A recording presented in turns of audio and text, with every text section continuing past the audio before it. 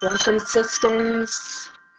I'm going to tag a few beautiful people who wanted to be tagged.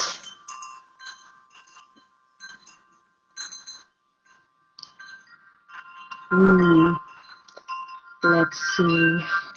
As you gather in to feel this clearing available to you today with the chimes, I invite you to find a comfortable place to sit, maybe shake your body a little bit to do some releasing. My name is Havalah Starlight, and we are going to go on a journey that honors the creative genius within. So let me tag 2 more people and we will begin.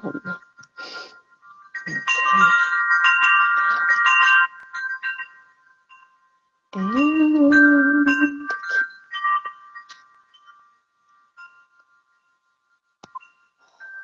beautiful.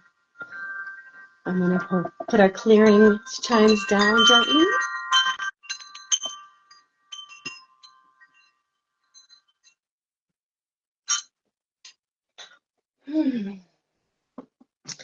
Welcome, my name is Havalah Starlight. I'm glad you made it. I'm going to light this candle. 1, for your heart. 2, for your body, mind, and spirit. 3, for your creative genius, that wisdom, that knowledge, that life experience, world perspective that makes you unique in this world, like 100%. So this is for all of us and our creative genius. Today I carry with love in my heart this message. So first I want to share, why is creativity so important to me? It has been my lifeline. It has been my joy and also my thread that carries me through life. To me, it's music, it's singing, and songwriting. And I am so grateful that this lifetime has been full of a supportive musical environment for me. And I carry that forward now as a lover of women and music. I mean, I love men as well, but in the space of seeing my clients, I love coaching women. So I'm a transformational coach, a singer, and a speaker. I have been leading sacred rituals since the late 90s. And so that is also something that I do. And so I'm carrying all that in essence to you today to honor your creative genius as well as my own. And the first reason that I want to share today a story with you, I think it'll become apparent, so I'll just dive into it. I remember being, as many of you probably have memories, of someone somewhere along the way in your childhood saying something that negatively impacted you around your creativity. So this is what my story is. You may remember something as well. Feel free to share it in the comments. My name is Havalah Starlight, and the first memory I have of singing so fully expressed as a church singer in the church that I grew up in. I was the song leader along with my parents and sometimes my brothers, and so I was singing from kindergarten all the way to 18 every Sunday in a very liberal Catholic church. So my parents were hippies, back to the land people, still are that, and incredible musicians and singers and songwriters. So they would lead these very folk songs that were loving and heart-centered, but also other more church songs that were very kind of stoic. Okay, so here we are, Easter, in the middle of the church singing. A gospel choir is guests. So this gospel choir is singing, and I'm in the pew right next to my dad and my brothers and my mom, and we're all standing, and I'm clapping to the beat of that tambourine, and I am singing, and I'm really feeling so full of joy in my whole body, like I've never felt before in church. Like, wow, this is amazing. I felt fully aligned and open, and all of my chakras, like just everything was just flowing, and I was singing and clapping and so wide open with my sound and my music and my body, everything. I felt so fully expressed. And then my dad turned to me and he said, church shouldn't have like this kind of music in it. It's too flamboyant, something like that. And it just, what it meant to me was, my dad doesn't want me to fully express myself with passion, and neither does God. I was 13, right? So the very formative years. Thankfully, through personal development and much more reflection over the years, I shared this with my dad to a certain degree, and got him to assure me that indeed he loves my singing voice and would never have meant for me to shut myself down. And so I had a very healing return to singing with my mom and dad on stage just this past Thanksgiving. I went back for my dad's 70th birthday. And on stage, we were singing. My son was singing, my mom, my dad, me, and my daughter was in the audience, my brothers, and a whole bunch of other good friends and family. And my friend Nona, one of my best friends from high school and middle school. And I realized, oh, I feel healed. I feel healed from that pain. It doesn't even exist anymore. My dad does want me to shine. My dad does want me to sing. My dad encourages me to be all of me. He loves music. I love music and the magic of music. So there is so much healing available to us and to you. And it's one of the things I'm absolutely most passionate about is personal development, reflection, checking in with the people who maybe accidentally hurt us, and creating a new space, a new conversation, and a new possibility. Even if they're not alive anymore, we can still use our minds, our imaginations, meet with them, and ask for a new narrative, and declare a new narrative. So with all that, I'd love to hear from you in the comments. What in your own past experience may have come to mind during this story? Who said what to you when? What did you make it mean? Or just simply what the statement was, what you made it mean, what the experience was, how you judged it. I would love to see. And I'll give you a moment for that while I get out my drum. Go ahead and type that in.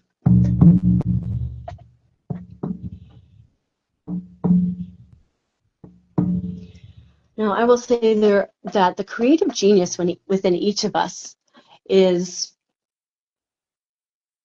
it's oftentimes that thing that comes to you the most easily. And I think it's easy to disregard because it comes so easily. We think, oh, that comes easily to me, so it's not a big deal. However, I've come to realize in life and over time that usually the things that come most easily to us, those skills, those talents, and also the passion that we have for that thing, that way of expressing or that way of being, that way of exploring or traveling or writing, drawing, singing, dancing, building, taking apart, understanding, researching, whatever your creative outlet is, that unique creative genius, that is between you and the Creator. Call it what you will, whether you are an atheist or you have a faith and a deity or many deities with which you have a relationship, that is between you and the ever-present all that is in all things. And to me, in there is the pulse of the heartbeat of the mother. So welcome. I invite you to drop in if you've just arrived. For those who've been here so far, just go ahead and settle in more. About to take us on just a brief 10, maybe less, minute journey. More like 5. So buckle your seats and feel your sitting bones down, sinking to the earth, all the way like a root to the very center of the earth. And on the next breath in, we'll pull that green energy like an emerald green up, up, up, all the way to the base of your feet. And in the next breath in, we'll pull it up, our legs, knees, hips, buttocks. Let that earth energy sit and mingle right there in the belly now. And now our attention goes to above our heads, to the crown chakra. Sense and feel that opening above the crown chakra. I've already cast a space for love and only love to enter here, so you are in a safe and sacred space, my dear. See that golden globe of light coming down into your crown chakra, falling like a waterfall of light over your head, face, the back of your head, your neck, your whole chest and torso, your back, until that golden fleck of light from the water, from the heavens, from the stars, the waterfall of light, coming down and mixing and mingling with the earth energy that we have pulled all the way from the earth up to your legs, to your center, in your belly. Where here they combine like the magic that we hold in our body. We are the connectors of earth, heaven, and the worlds below and within. It is a blessing to be here at this time. So begin to see yourself now with your eyes closed, rising up through the crown chakra. Your spirit and that cord stays connected to the physical body as you rise up, floating like a cloud, up to the timeline of your life above you. And first we're going to rise straight up until you get to this very moment in time, December 27th, 2025. Or the very moment that you watch this, and you can know that date now. This magic is timeless and always blossoming. So here you find yourself in the current moment, the great and eternal now. Welcome, sister, to the sacred space. I invite you now to float back to your childhood, to a time when you were having the best time creating or living or being. What were you experiencing? What were you creating? See yourself now enjoying that. Maybe you were 3, 4, maybe a little younger, maybe a little older. Yes, find that thing and experience, wow, how good it feels to be a child in her full expression. And now move that memory away, let it drift away as you go closer to a next memory, the first memory you have of an adult saying something to you that really cut off your sense of joy or purpose or creativity or power around creativity. Maybe there was a judgment. See what comes up for you. If you found someone who gave it a judgment and used their words to say something to you that no longer feels like what you want to believe anymore and that you're ready to clear that, we will do a clearing exercise for that in a moment. Okay, so let that moment come up. Recognize that when it was said or done, it's of the past now. And you have the choice here and now to no longer carry that with you into the new year.